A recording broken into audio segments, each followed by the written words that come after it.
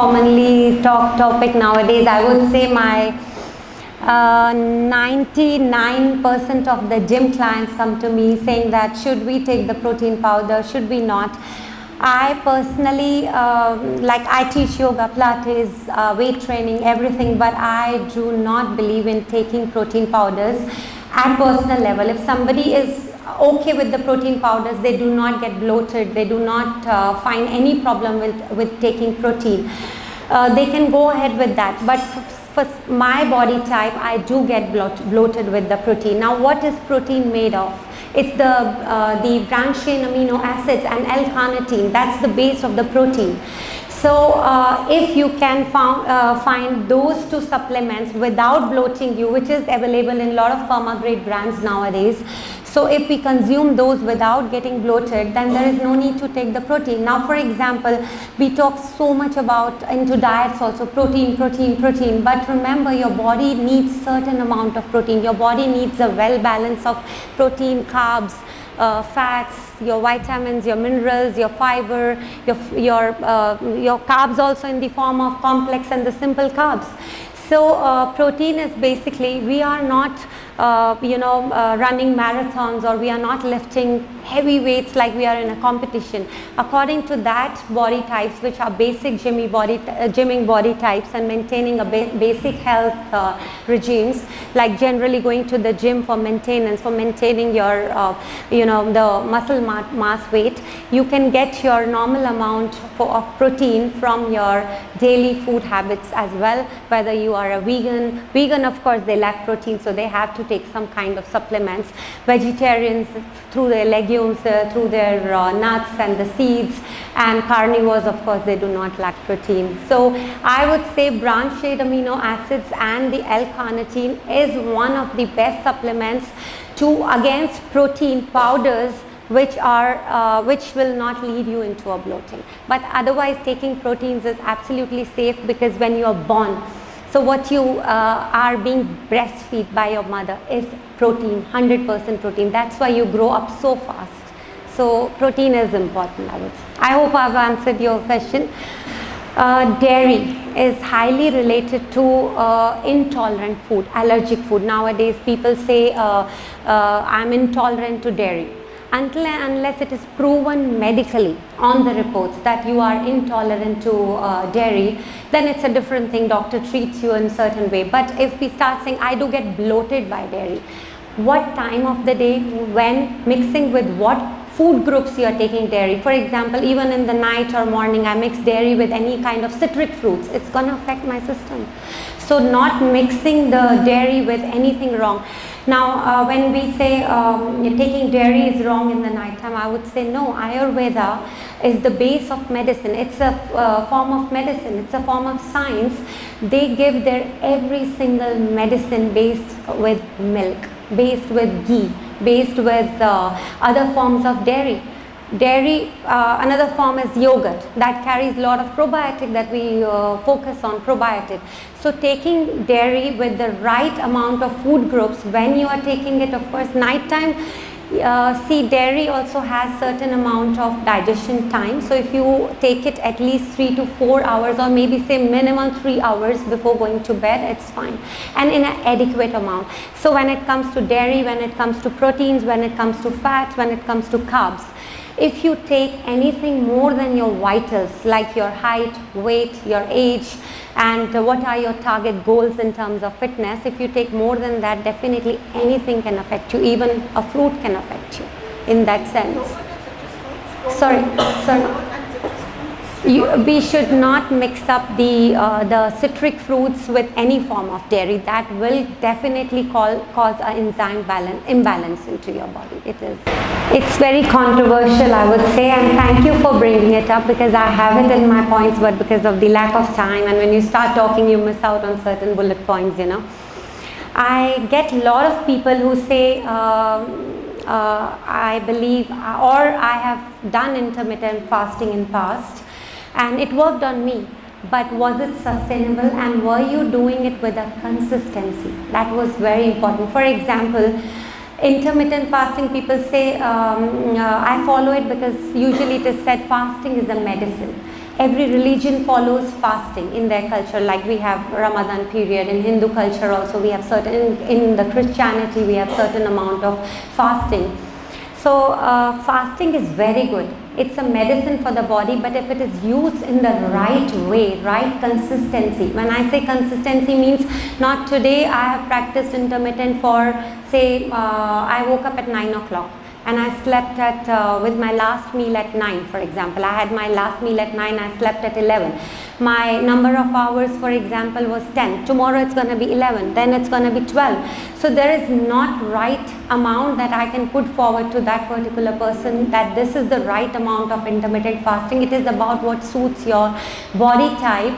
For example, if you can do 9 hours, do 9 hours daily. Set up a clock for your body. Where we go wrong is we disturb the natural clock of our body. Like sunset and sunrise is a clock of the nature. Similarly, our body also holds a clock. If we disturb that by doing the intermittent one day for 12, one day for 19 hours, one day for 18 hours, it's absolutely wrong. You're harming yourself. Rather, get up in the morning, eat your breakfast when you're hungry, or set up a time at 9 o'clock, I'm gonna have my breakfast.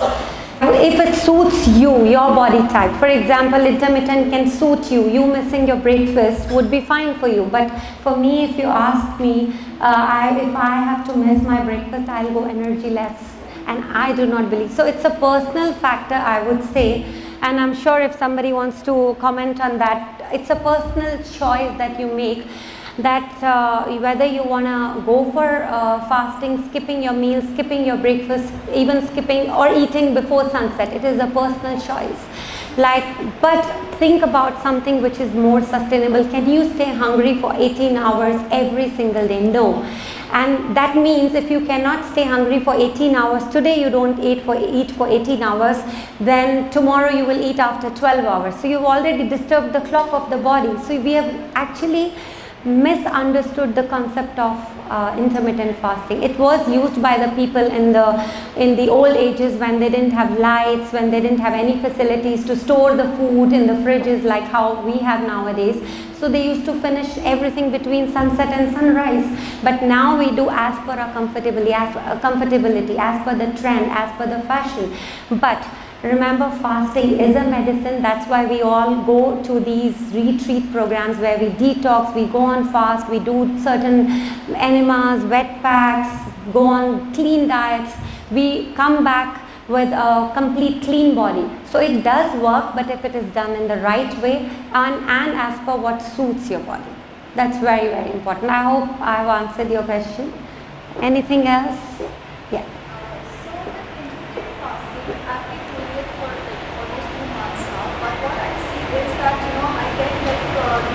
Headaches and I get the side effects really quick, which makes me feel like I should stop doing it, and possibly my body is not so comfortable with intermittent fasting. And then when I stop it, when I have my morning breakfast, I get bloated. So is there something that? Yeah, that's a very commonly talked topic, I would say. That I have tried intermittent fasting, but I had the same symptoms, headache. I used to force myself. Oh, it's 12 hours. No, let me go to 14. Let me go to 18 hours. It's by the watch how much I can compete with my yesterday compared to what I'm going to do today and how better I can be tomorrow. See, putting yourself in a situation wherein you are telling yourself, I have to stay hungry to feel the detox symptoms. Headache is one of the detox symptoms that comes out as a result of fasting, for example. It is good, but forcing yourself not to eat can also lead you into health problems. Now, you said you tried the other way around. You had the breakfast and you felt bloated. Now, depending on how much portion you had, what time of the breakfast was at, and how many food groups you had mixed together, that plays a key role when I work with my clients also directly, advising them about what kind of food group they are eating. Now, bloating, remember, is an issue with your gut. poor gut health. And not only gut, like so many of us talk about poor gut health. We go to these detox centers to clean up ourselves, but we forget about bloating can also be caused with poor liver health as well. So these two factors, the poor gut health, poor liver health, causes the bloating. It traps the gas and the water weight into your body. So usually, like, females carry more water weight than compared to males, and usually we get bloated faster compared to male because of the metabolism rate. Another factor to that is because of the female fat storage is more compared to males. So the whole digestion thing has to be very simplified with the females. Like, you must have heard from your grandmothers or your mothers, they used to eat paranthas, they used to eat white rice, they never complicated their food. Why we get into this trap of bloating is complications with the food. So make it simple, have white rice. Like, for example, my DNA, my blueprint will not recognize quinoa. I have not eaten it when I was small. I've been fed wheat, I've been fed white rice, and my DNA still recognizes it. I tried every kind of diets, food groups, everything, but when I got back to my basics, my simple things, my weight, my bloating, nothing, not even acidic levels, optimal weight. So that's one of the factors. If you want to personally talk about it later, I can guide you through that, and just to give you a basic idea of that. Anything else? Guys, any more questions? Yeah. Would you recommend each individual to take a tolerance test for the food? Sorry? Would you recommend each individual to take a tolerance test to see Yeah. I would always say, because a lot of my clients, they come up to me saying that I have intolerance with this particular thing. I always tell them, please take a intolerance test against any food, and if they are intolerant, we have to take care of them. That means their body is allergic to certain food, and if you force them, they can lead into health problems. That's a very, very important key. But remember, your body can grow up through intolerance, like allergies, for example, by taking certain steroids, the medications, the treatments towards those allergies. So definitely that test is advisable when you start on to any diet, at least for your own education about your body, that you need to know whether certain food groups I should be eating or not. Definitely yes. But then eliminating something from your food group without even having a medical report and saying that, oh, white rice bloats me, gluten bloats me. Then a lot of people will say, if I eat a lot of carbs, I gain weight. But finding out the facts based on the medical, without finding out the facts based on the medical reports, taking assumptions, I would say it's wrong. So I would support the tolerance test. Yeah, I do it for myself, but we outgrow as we age. For example, a very good example, when we were small, did you ever find yourself getting bloated with rajma, chole, any kind of beans, legumes, anything? No. But as we grow up, we all get bloated with them. Yeah, we had milk when we were like, the first thing that is fed to us is milk. How can we get, but it's just with age you develop certain allergies. That's again your poor gut health, your poor liver health. And these two, the gut and the liver, is what prevents you from allergies and then the intolerance, and also puts you into problem if it is not taken care of. The basic mistakes, like if anyone can come up with, that we do make when we start our weight loss journey. Anything like you can think of to make it very simplified and clear. Crash diet. Sorry? Crash diet. Crash diet, yeah, of course, I would say. When you say crash diet, means like clean diet. Starving. Oh, very good point. My first point, I would say, whenever I give a diet to anyone, please do not starve yourself. Starvation leads into poor metabolism health. Do not eat or stop eating or drinking anything at the cost of your metabolism rate, because that plays a big role in your weight loss journey. Anything else you want to come up with? Giving up on like quality foods, like the egg yolk makes me fat, so I stop Keeping it. I stop eating avocado because it's fat. Or like people generally give these advices, but I think it's wrong.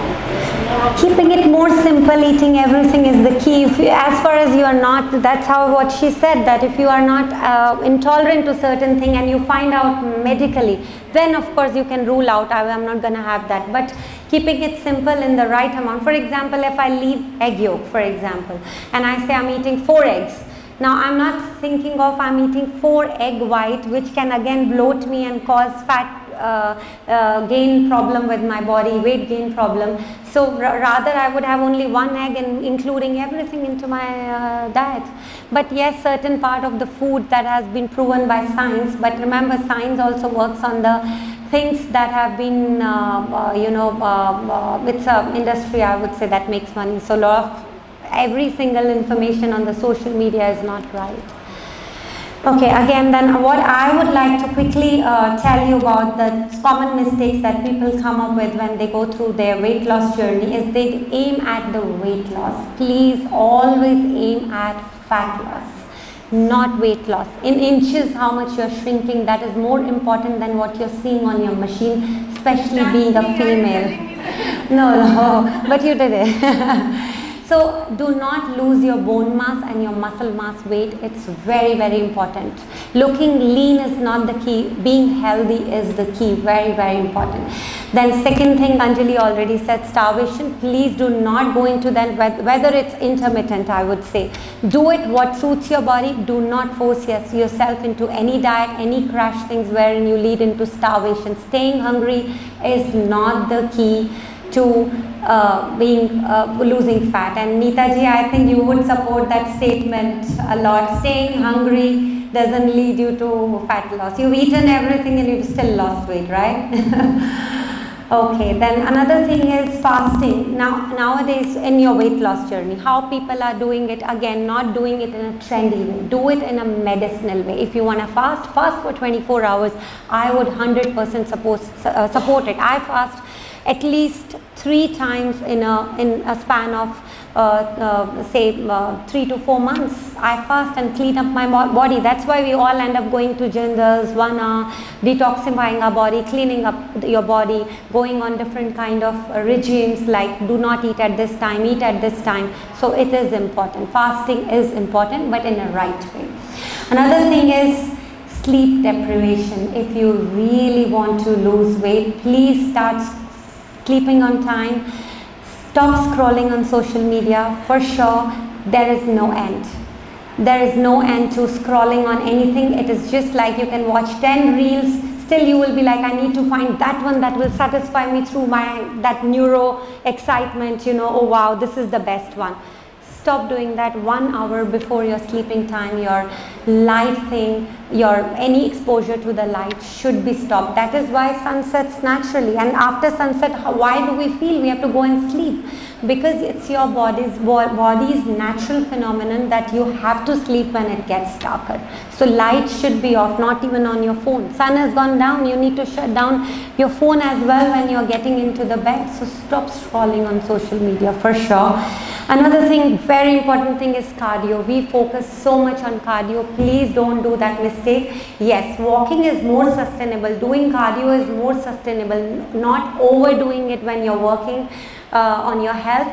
Go and work on your muscle mass. Very important. Now muscle mass doesn't mean that you have to build up your body like a weightlifter or anything. It's all about doing simple muscle mass exercises at home. For example, squatting, planks, push-ups, lunges. There are many exercises. Nobody is asking you to lift the weight. I have never done weightlifting in my life. I do train people, but I don't do it for myself. But it is about like I've seen a lot of people with a lot of muscles, they can't even touch their feet. So what's going to happen then when they are be in their 40s, 50s? So it's about everything all together, muscle mass through your flexibility, your resistance training, your strength training. And it is a very well-known saying that you are as young as your spine. So taking care of the whole concept of muscle groups into your body. Another thing that I would like to quickly focus on is please do not go on a thing wherein you completely deviate from certain food groups saying I am completely carb free, I am completely sugar free. Extreme of anything is bad. Keeping everything in moderation is the key. Please eat sugar if you like sugar. I eat sugar almost every day. I eat a piece of cake every day. It's about mixing sugar with sodium based food is the biggest mistake that we do. Desserts, for example, in our culture, we have every single meal is with small, and a lot of clients say, oh, it was just a small piece of chocolate, it was dark chocolate. It was fruit, it was sugar, it was a simple carb family, and you've mixed it with sodium. That's the biggest mistake we make in our food, and nobody talks about it nowadays. They keep eating. Even I've seen a lot of these dietitians, they will advise that I'm not against anybody, any form of diet or anyone in person, but it's my personal perception. Mixing sugary foods with your sodium based food can lead you into major water retention and the bloating issues. Have piece of cake, but as a simple carb family, that you do not mix it with anything. And if you say, oh, I'm completely sugar free from months, sorry, have you not eaten any form of carb? Carb also has sugar. It has three things: starch, sugar and fats. So everything combined, you are still eating sugar. You are eating sugar through fructose. You are eating sugar through raw salads. Everything has sugar. So yeah, that's it. And anything else, that's it.